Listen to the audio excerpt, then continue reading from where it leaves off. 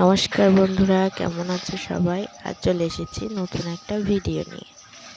সকালে খাওয়ার পর কাজ পাচ্ছিলাম না, ফুল গাছগুলো এসে দেখছিলাম ফুল কতটা হয়েছে। তারপর মা বললো চল পুকুরে যাই। পুকুরে গেলাম মাছ ধরার জন্য।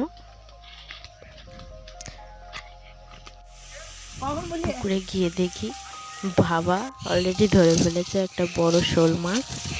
শোল মাছ কে কে চেনো তারা কমেন্ট করবে।